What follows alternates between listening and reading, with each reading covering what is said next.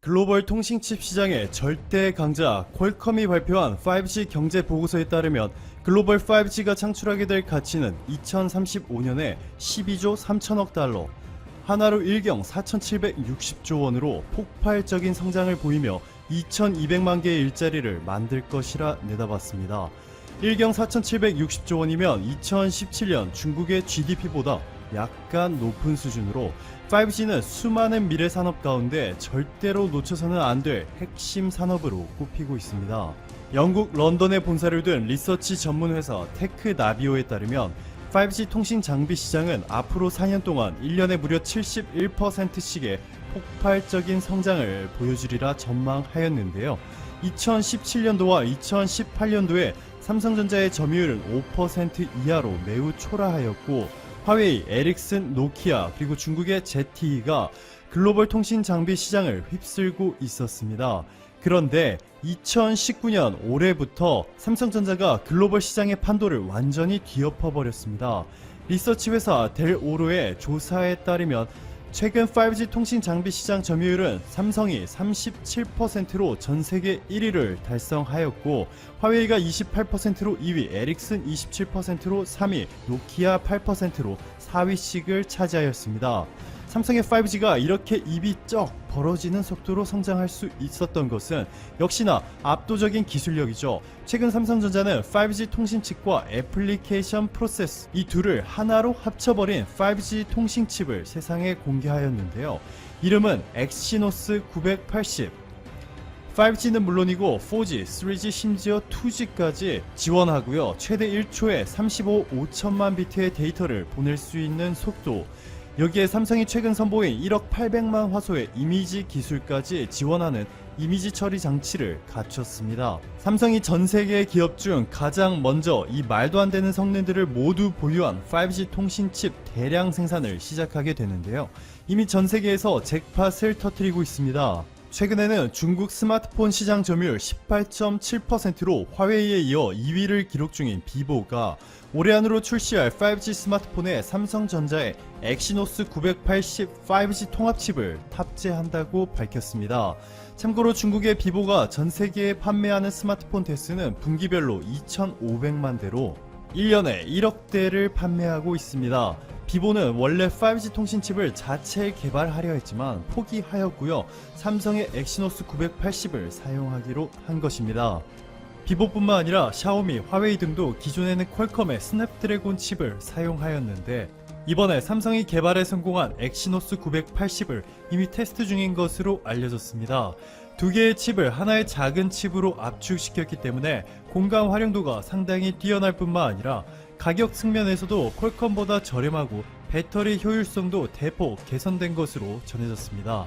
소니의 이미지 센서를 사용하던 중국 스마트폰 회사들이 빠른 속도로 삼성으로 갈아탄 것처럼 이번에도 대부분이 퀄컴에서 삼성의 5G 통신칩으로 바꾸게 될 것 같습니다. 미국은 이미 삼성이 휩쓸었습니다. 1억 4,600만 명의 가입자를 보유한 미국 1위 통신사죠. 버라이즌과 연매출 197조 원으로 매출액 기준 세계 1위인 AT&T, 6천만 명의 가입자를 보유한 미국 4위 통신사 스프린트까지 이들 모두가 삼성전자와 5G 장비 공급 계약을 체결하였습니다. 참고로 미국의 4대 통신사 중 하나인 스프린트는 일본의 소프트뱅크가 지난 2013년 인수한 회사죠. 삼성이 5G 장비를 공급 중인 미국 3대 통신사의 합산 매출액은 400조 원에 육박하고 가입자 수가 무려 3억 4천만 명에 달합니다. 미국이 한국, 중국, 일본처럼 빠른 속도의 5G 인프라 구축이 이루어지지는 않고 있지만 시장 규모가 워낙에 크기 때문에 삼성에 매우 중요한 시장이죠. 자, 여기까지만 해도 정말 놀라운 실적인데요.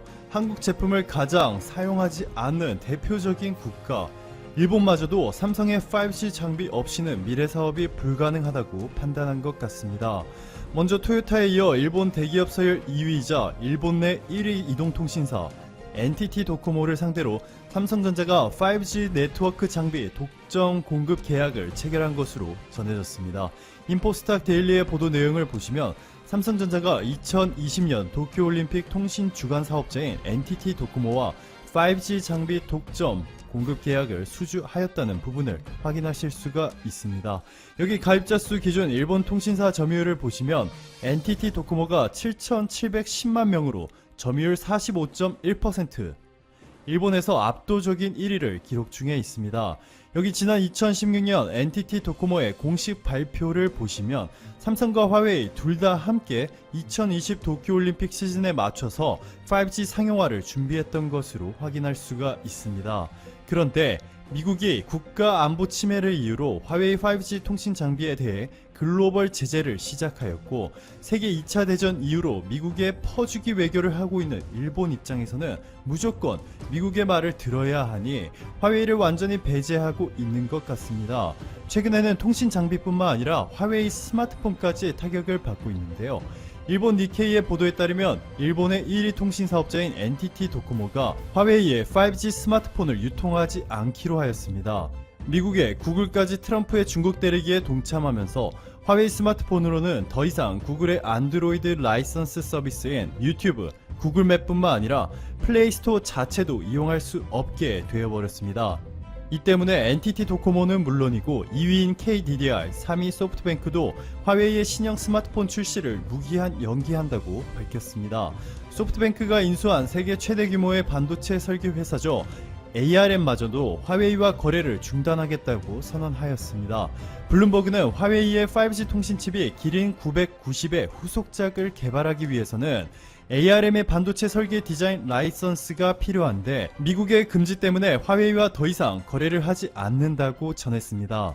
미국의 화웨이 제재가 없었어도 삼성이 결국에는 기술력을 따라잡아서 일본 통신사들과 공급 계약을 체결하였겠지만 트럼프 덕분에 그 시기가 상당히 앞당겨 주었다고 평가할 수 있겠습니다.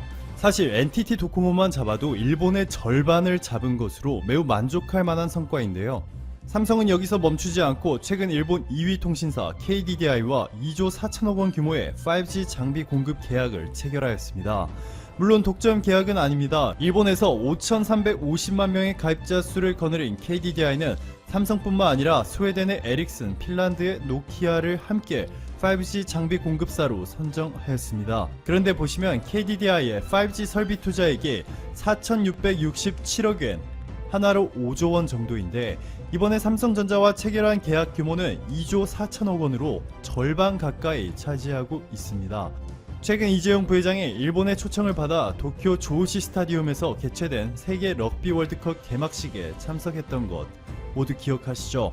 여러가지 이유가 있었겠지만 핵심적인 이유는 바로 이날 삼성전자의 5G 장비로 구현된 5G 사전 서비스가 일본 도쿄 럭비 월드컵 경기장에서 처음으로 구현되었고, 아베 총리, 뉴질랜드 총리 등과 함께 이재용 부회장이 나란히 앉아 일본 내 5G 장비 공급에 대해 논의한 것으로 전해졌습니다.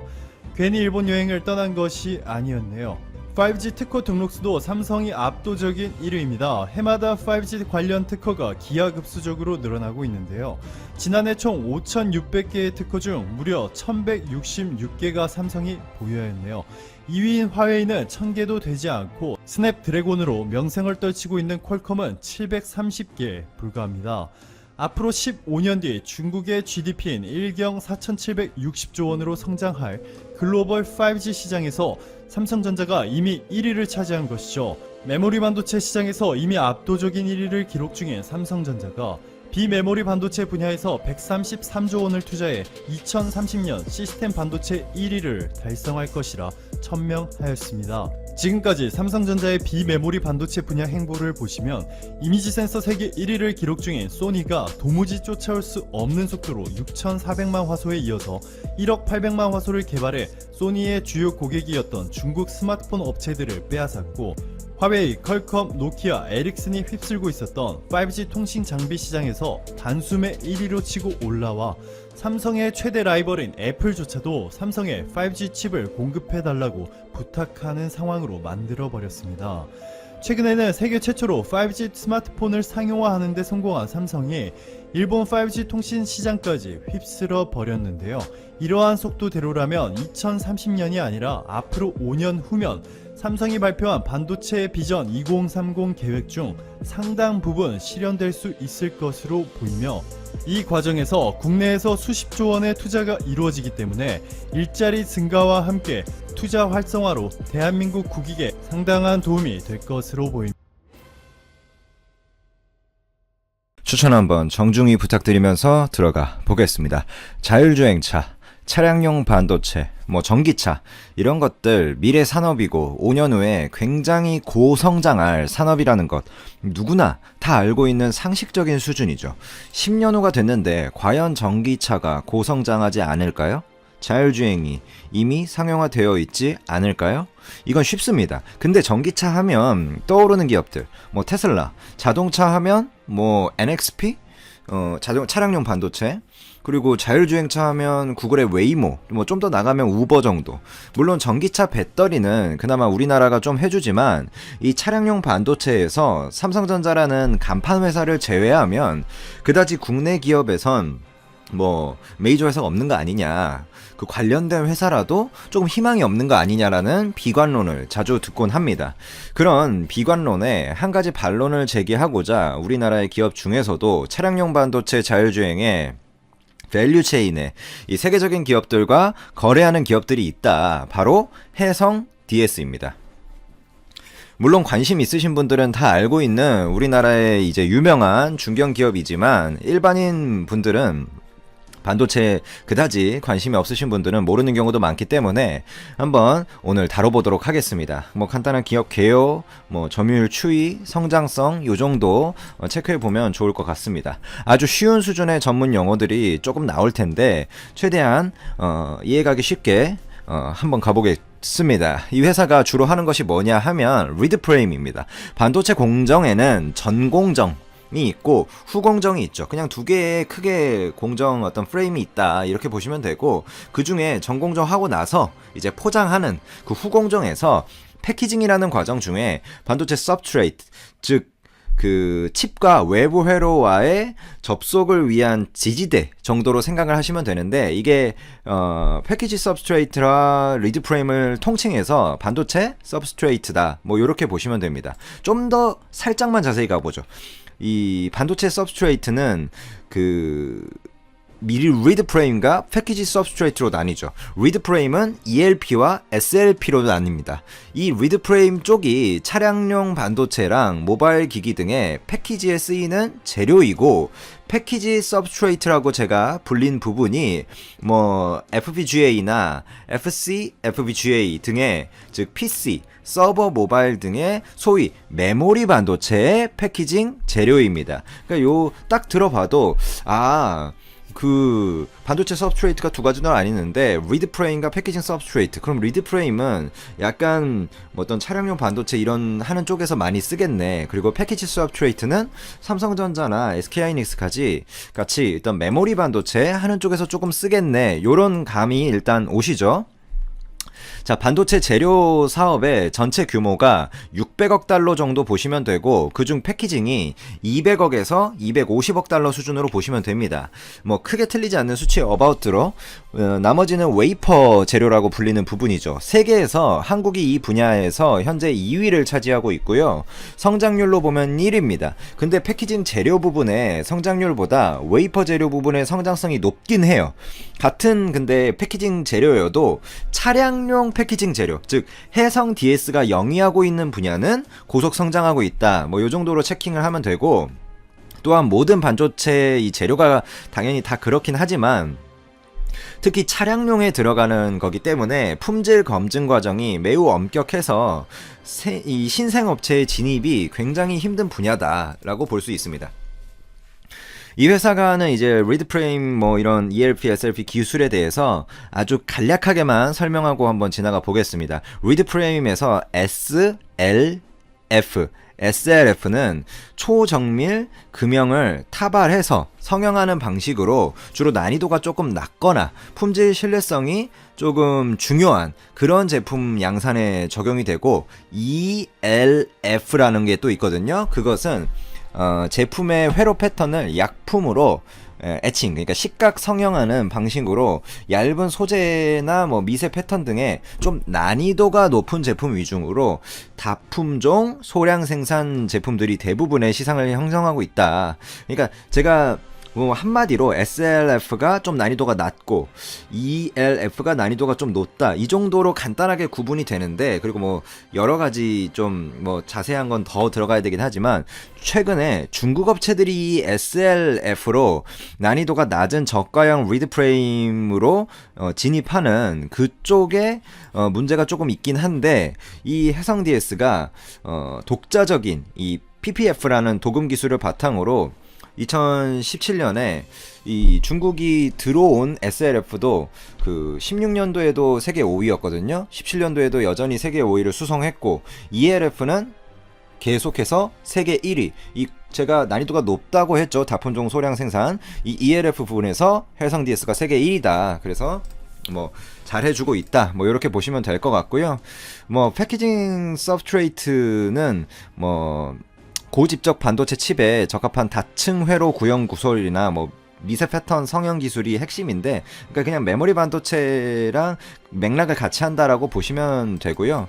여기도 기술 장벽도 높고 자본 투자도 심합니다. 삼성전기나 뭐 심텍, 대덕전자, 뭐 그리고 뭐 그 이비덴 뭐 이런 데가 여기에 대표적인 업체들이라고 보시면 되고, 이 회사 해성 DS의 전체 매출을 보면 19년도에 한 3,814억 정도 되거든요. 올해는 4천억 가뿐히 넘을 것으로 컨센서스가 나오고 있고, 당기순이익도 반등할 것은 뭐 거의 확실해 보입니다. 자, 그럼 왜 반등하냐? 무엇을 기점으로 반등하냐? 이 부분에 대해서는 앞에서도 언급드렸지만 자동차용 리드 프레임이죠. 이쪽만 떼놓고 이 회사를 보면 더 뚜렷한데요. 2015년에 자동차용이 한 500억 매출 비중으로 보면 한 22% 정도 됐는데, 2019년 기준으로 1351억, 매년 연평균 성장률을 보면 한 20%가 넘는 성장세를 기록한 것이고, 사업 비중으로 봐도 자동차용 리드 프레임이 이제 37%의 비중을 차지하고 있습니다. 5년 전에 한 4년 전이죠. 22%에서 지금은 37% 비중이다, 이렇게 보시면 되고, 이 회사의 고객사로는 글로벌 전장 세계 1위 업체 NXP, 그리고 인피니온, 뭐 ST마이크로 등을 전부 고객사로 두고 있음을 보면 기술력에 대해서는 역시 뭐 의심할 필요가 없겠죠. 이 회사가 차량용만 하는 것이 아니기 때문에 이번 연도 서버용 반도체 시장도 돌아서고, 차량용은 꾸준한 성장세를 보여주고 있고 뭐 하니까 이번 연도 매출 성장세가 물론 얘네들 반도체라는 게 사이클 산업이기 때문에 18년도, 19년도 조금 느낌이 안 좋긴 했어요. 하지만 매출은 계속해서 올라왔습니다. 그래서 이번 연도엔 또 사이클도 돌아오는 시기이기 때문에 컨센서스가 좋게 나오는 것이고요. 아무리래도 이 제조업이라서 단기 순이익률이 그렇게 높진 않지만, 그래도 작년 4분기, 2019년 4분기 보면 7% 정도는 기록하고 있고, 리드 프레임뿐 아니라 이 회사 주력은 아니지만 패키징 기판 쪽도 성장세를 기록하고 있습니다. 리드 프레임의 이제 시장 점유율 쪽 살펴보면 해성 DS가 2014년에 한 5%밖에 안 됐는데 16년에 6%, 17년에 7% 이렇게 꾸준한 상승세를 기록하고 있고, 지금까지 글로벌에서 그 뭐라고 해야 되죠? 이거 카운팅된 그 순위를 보면 세계 6위 정도로 전체 순위를 보시면 되고, 이게 대단한 수치인 게 세계 1위부터 점유율을 말씀드리면 일본의 미쓰비시가 1위 11%, 그리고 신코 일렉트로닉스, 그러니까 신코 전기라고 부르죠, 일본에, 여기가 10%, 그리고 SDI도 뭐 중간에 있고요. 그 뒤로 뭐 8887%인데 8%, 7%거든요. 즉 사실상 1위에서 6위까지 이 메인스트림 업체들은 점유율이 다 거기에요. 1, 2% 차이밖에 안 납니다. 해성이 해오던 대로 이렇게 매년 1%씩 성장을 한다고 가정해 보면 2년 후면 세계 2위, 3위입니다. 지금 이 시장에서 일본이 이제 1위, 2위에 안착해 있지만 수년째 얘네들은 점유율이 정체 중이고, SDI라든지 해성 DS는 매년 성장 중이기 때문에 뭐 개인적으로는 곧 순위가 바뀔 것으로 기대를 하고 있고요. 또한 리드 프레임 중에서 ELF 쪽만 보면 2017년에 이미 세계 1위예요. SLF도 5위권을 꾸준하게 유지해주고 있고요. 리드 프레임을 그럼 누가 사냐 하면 IDM도 사고 OSAT 또 사고, 그러니까 조립 외주 업체죠. 자동차용 반도체 리드 프레임과 같이 이런 제품의 품질이 검증하는 게, 제가 인피니온, ST 마이크로, NXP 등하고 거래하고 있다고 했잖아요. 이런 업체들과 거래할 때는 진짜 신생 기업이 들어오기가 굉장히 힘듭니다. 그리고 이 조립 외주 업체 같은 경우에는 대만의 ASE도 있고, 뭐 암코도 있고, 뭐 아스필도 있고, 뭐 이게 좀 많은데 대부분 해외 업체들이라서 우리가 평소에 뭐 들어볼 만한 업체들은 아니고요. 조립 외주 업체들은 또 그렇게 막 국내에 그렇게 이름을 많이 알린 그런 업체들은 없어서. 그리고 패키징 서브스트레이트 쪽 보면 삼성전자랑 SK하이닉스 쪽으로 이제 보시면 될 것 같고요. 고객사 이름을 들으시면 딱 감이 오죠. 이 회사의 94% 뭐에서 많을 때는 97% 매출이 수출로 해외에서 발생합니다. 부채 비율로 치면 56% 정도로 제조기업 치고 뭐 안정적인 부채 비율을 영위하고 있고, 2019년 사실상 반도체 사이클도 안 좋았고 여러 가지 대외 이슈도 있었고, 그로 인해 당기 순이익은 꾸준히 하락세를 기록했지만 매출은 자동차용 리드 프레임을 기반으로 그렇게 수익성이 떨어지는 와중에서도 꾸준하게 매출은 성장을 해왔어요. 재무제표 보시면 아시겠지만. 이번 연도 영업이익률이나 당기순이익률도 턴어라운드를 기대한다 정도입니다. 이미 시장도 어느 정도 인식을 하고 있고요. 미래 산업으로 그래핀을 하나 하고 있긴 한데, 이거는 뭐 아직 실물이 나온 것도 없고 말뿐이라서 제가 뭐 이거에 대해서 이러쿵저러쿵